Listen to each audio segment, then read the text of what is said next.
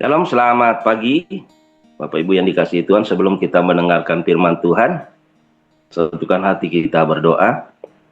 Bapa di surga, kami bersyukur Tuhan pagi hari ini Tuhan sudah menyertai kami, memberikan kami tidur yang cukup sehingga pagi hari ini kami ada. Sebagaimana kami ada, kami tahu semua karena anugerah Tuhan.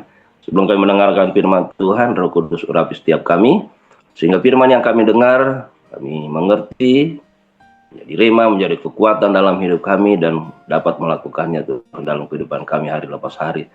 Berfirman ya Tuhan, karena kami sudah siap untuk mendengarkannya. Amin. Shalom Bapak Ibu yang dikasihi Tuhan. Pagi hari ini saya akan mencoba men-share tentang iman yang hidup, yang terambil di dalam Yakobus 2 ayatnya yang ke-17. Demikian juga halnya dengan iman. Jika iman itu tidak disertai perbuatan, maka iman itu pada hakikatnya adalah mati. Bapak Ibu yang dikasihi Tuhan, hari ini kita belajar tentang satu hal yang sangat penting dalam kehidupan kita sebagai orang percaya, yaitu iman yang hidup. Banyak orang berkata, saya percaya kepada Yesus. Itu bagus, tetapi pertanyaannya adalah, apakah iman itu terlihat dalam kehidupan kita hari lepas hari? Apakah iman itu mengubah karakter kita? Apakah iman itu membuat kita semakin mengasihi Tuhan dan sesama? Bapak Ibu yang dikasihi Tuhan, iman bukan sekedar percaya bahwa Tuhan ada. Bahkan roh-roh jahat pun percaya bahwa Allah ada, tetapi mereka tidak taat kepadanya.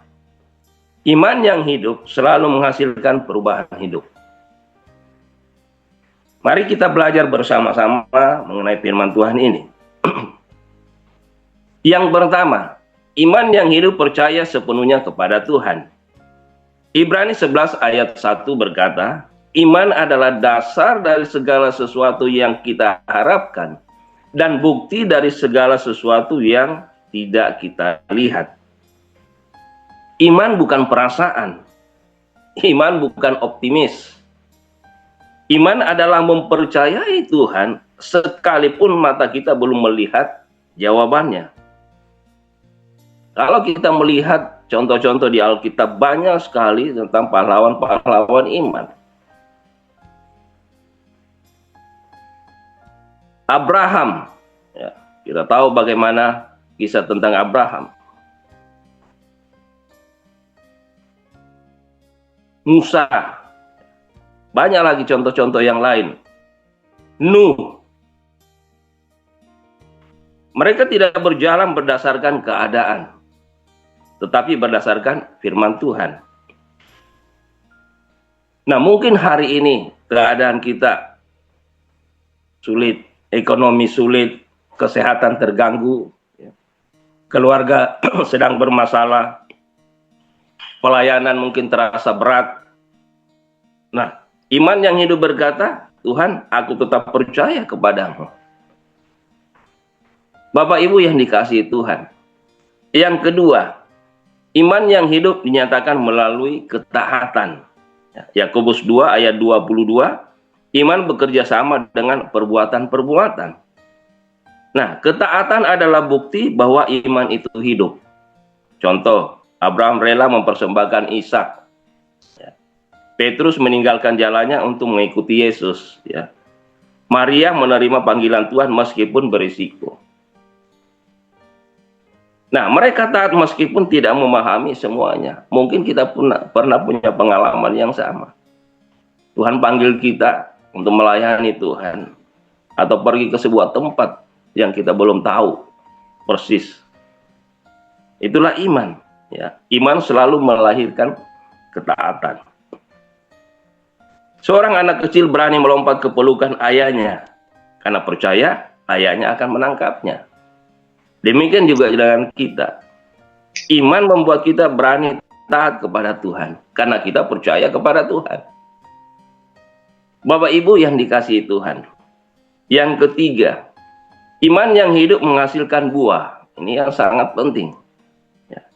Matius 7 ayat 20. Dari buahnya lah kamu akan mengenal mereka. Jadi iman itu menghasilkan buah. Jadi kalau kita berkata, saya beriman kepada Tuhan, ya kita lihat buahnya. Apakah ada buahnya yang dihasilkan?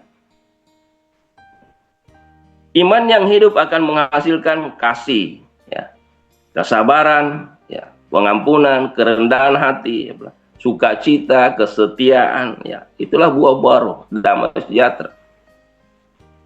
Orang yang benar-benar percaya kepada Kristus akan terus diubahkan oleh Roh Kudus.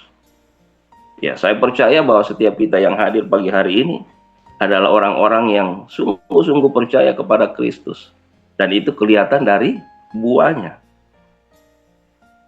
Ya. Kita memang belum sempurna, tetapi ketika kita sungguh-sungguh percaya beriman kepada Tuhan, ada buah yang dihasilkan. Ada perubahan-perubahan karakter yang kelihatan dalam kehidupan kita hari lepas hari. Hidup kita semakin serupa dengan Kristus. Bapak Ibu yang dikasihi Tuhan, yang keempat, iman yang hidup bertahan sampai akhir. Roma 5, kalau kita baca semuanya, tapi saya tidak bacakan di sini. Di dalam Roma 5 ayat 3 sampai 5, penderitaan itu menghasilkan ketekunan. Ya. Ketekunan menghasilkan tahan uji. Ya. Tahan uji menghasilkan pengharapan. Orang yang memiliki iman hidup tidak menyerah ketika menghadapi masalah. Ya, karena dia tahu dengan siapa dia beriman, dia percaya. Ia tetap berdoa, ia tetap berharap, ia tetap melayani, setia kepada Tuhan sampai akhir.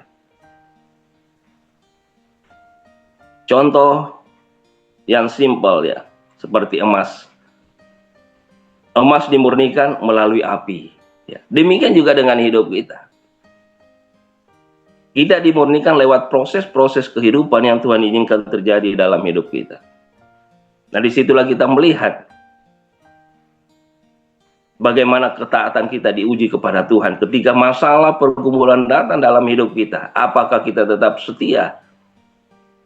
Ataukah kita undur dalam mengikut Tuhan? Iman diuji melalui pencobaan-pencobaan. Kerikil-kerikil.